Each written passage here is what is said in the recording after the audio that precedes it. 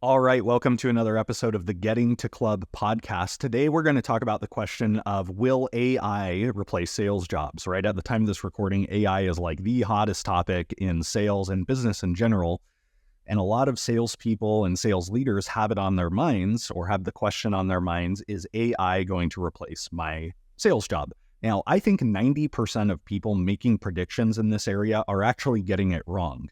Okay, there's basically two buckets. Number one, they declare that people will always buy from people, and therefore AI is not going to replace any sales jobs, which I think is wrong, and I'll talk about what I mean.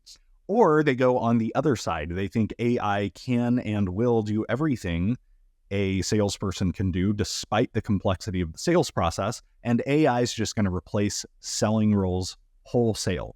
Okay, both of those people, I think, are wrong. Now, keep in mind, this is just a prediction, so I could be just as wrong as them. But here's my take, and I think here's three roles that I think will be gone, and let's see if you fall into one of them. First, it's important to know that there are basically two types of sales roles in the world.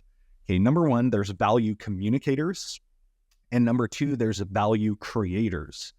Value communicators do things like gathering basic info from the buyer, communicating what their product does and some of its benefits, and coordinating logistics like scheduling meetings. Okay, that's what value communicators do. Value creators, on the other hand, coach the buyer through a winding, complicated buying process.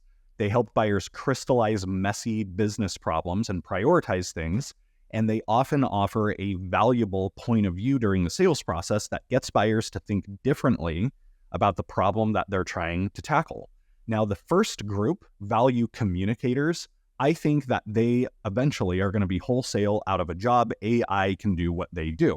The second group, value creators, won't. They're going to be protected because they are doing things that create value, which AI struggles to do. It's great at communicating in logistics and coordination and that kind of stuff, but creating value for another human being, that's a little bit different than just communicating value. Now, here's what this means in everyday language. There are three types of tech sales roles that I think are going to disappear maybe over the next 5 years or so. I don't know the exact timeline, but the first one is inbound SDRs. Okay, inbound SDRs are going to be gone.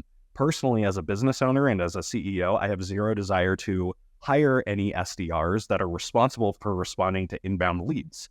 I predict this role will go away because the entire job is a filtering and scheduling job. Leads come in, they ask themselves, do they fit our ideal customer profile? Check.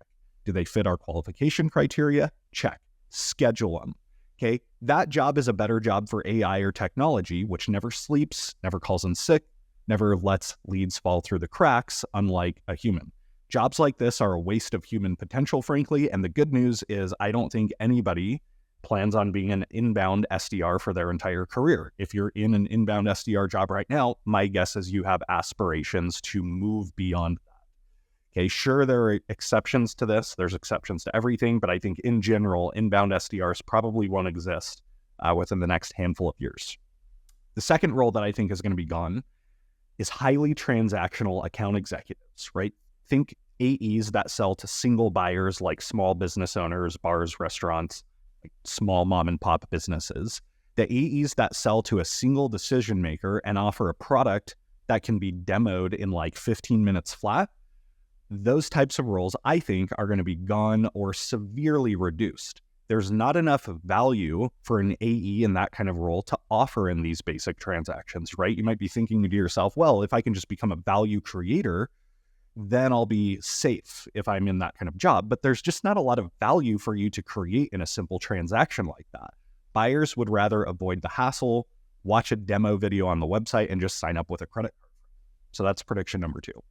Prediction number three is I think underperformers of every kind in every sales role are going to be gone. There's going to be almost no tolerance for them. So the tolerance for underperforming or lazy salespeople will reach an all-time low.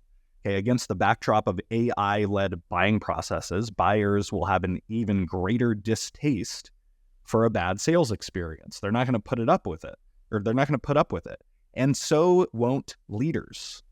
That's the right way to say that. So won't leaders. Neither will leaders, right? When they see that AI is taking care of their down market and super skilled salespeople are taking care of mid-market and enterprise deals, Well, in that segment, the people who aren't performing, they're just going to be gone. Okay, there's not going to be a lot of tolerance. They're not generating enough revenue to justify their existence in that role. Now, here's one unintended consequence of all of this. This is super interesting to think about, by the way. I predict that the quality of sales skills for account executives is actually going to drop when all of this happens. Why? There are going to be fewer entry-level sales roles to incubate sales skill sets. Like I said, inbound SDRs are going to be gone, and so will down-market transactional AEs.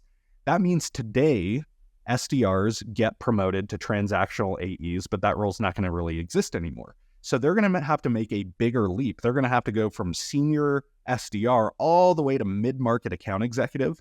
And that's a jump that a lot of them are just not going to be ready for. And so their skills are going to be more raw, more green, and we're going to see a drop in the collective skill set. Again, this is just a prediction. I'm probably wrong like 80% of the time I make predictions, which is why I don't really like to make predictions. Frankly, most people who make predictions are wrong about the same amount of time. They're just not willing to admit it. But I like to think that I have a little bit of logic and foresight based on the predictions I've made. So you tell me right in the comments, if you're watching this on YouTube or Instagram or whatever, if you think I'm wrong, where do you think I got it right? And if you got any value from this video, like it and share it out with the rest of your network. And I'll see you in the next episode.